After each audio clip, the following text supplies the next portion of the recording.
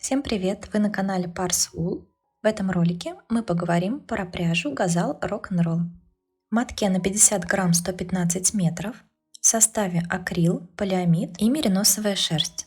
За счет полиамида в составе пряжа имеет характерный металлический блеск. Gazal Rock'n'Roll представлен в широкой цветовой палитре. Пряжа очень красивая, очень интересно переливается. Из этой пряжи мы свяжем вот такой рельефный узор. Жгуты с наклоном влево и вправо. Пряжа хорошо ложится как на лицевой глади, так и на таких фактурных узорах. Очень интересно смотрится. Давайте рассмотрим нить поближе.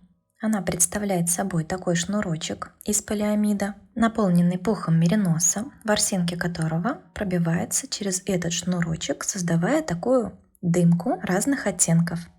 Пряжа очень мягкая, совершенно не колючая.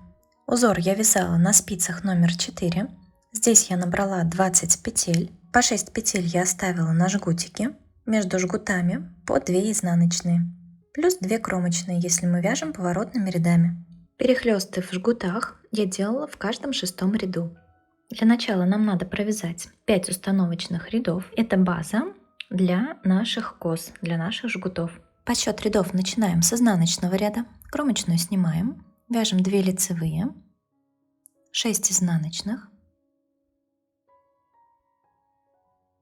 2 лицевые между жгутами, 6 изнаночных для второго жгута, 2 лицевые для симметрии, кромочная, изнаночная. Следующие 4 ряда мы вяжем по узору, вяжем так, как у нас лежат петли. Над лицевыми провязываем лицевые, над изнаночными изнаночные. Следите за тем, чтобы петли не скрещивались. Мы вяжем за ближайшую стенку петли, лицевые провязываю за задние стенки, изнаночные за передние. Мы вяжем второй ряд узора, довязываем до конца. 2 изнаночные для симметрии, кромочная, изнаночная. Еще провяжем 3 таких ряда по узору. Перехлесты мы можем делать не обязательно в каждом 6-м ряду, можем делать и в каждом 3-м, в каждом 10-м. И каждый раз наши жгуты будут смотреться по-другому. Я довязываю 4-й ряд и провязываю 5-й изнаночный ряд. Провязали установочные ряды для наших жгутов. И в 6-м ряду будем делать перехлест. Если вы запутались в подсчете рядов, то здесь в начале предыдущего жгута найдите вот такую петельку, вытянутую по диагонали, и от нее начинаем отсчет. 1, 2, 3, 4, 5. 5 рядов провязано. Вяжем 6-й ряд. Кромочную снимаем. 2 изнаночные. Далее делаем перехлест жгута слева направо. Вводим спицу спереди работы во вторые 3 петли. Снимаем 6 петель со спицы. Возвращаем первые 3, затем вторые 3. Провязываем 3 петли лицевыми за задние стенки. Первая, вторая, третья. Далее мы делаем накид. Накид мы делаем для того, чтобы перехлесты не слишком стягивали полотно. Провязываем 3 оставшиеся петли лицевыми. Далее 2 изнаночных между жгутами. Далее делаем перехлёст справа налево. Вводим спицу за работой во вторые 3 петли. Снимаем 6 петель.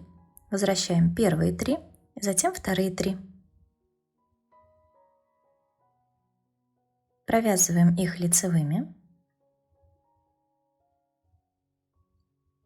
Между перехлестами делаем накид. Довязываем оставшиеся 3 лицевые, 2 изнаночные, которые у нас для симметрии, кромочная, изнаночная. Сделали перехлесты в жгутах. В следующем изнаночном ряду нам надо распустить наши накиды. Кромочную снимаем, 2 лицевые, 3 изнаночные. И вот он наш накид, мы его просто распускаем. Вяжем дальше петли по узору. 3 изнаночные, 2 лицевые. Начался второй жгут. Вяжем 3 изнаночные. Наш накид распускаем. Довязываем 3 петли от жгута, 2 лицевые, кромочная и изнаночная. Далее мы снова вяжем установочные ряды для наших жгутов. Один ряд изнаночный мы уже провязали, еще надо провязать 4 ряда и снова делать перехлест. Снова 5 рядов в высоту, в 6 перехлест. Интересный узор, который составляет базу многих аранов. Он может выступать и как самостоятельный узор, и как дополнение к другим. Спасибо вам за внимание. Подписывайтесь на канал, нажимайте на колокольчик, чтобы не пропускать новые видео.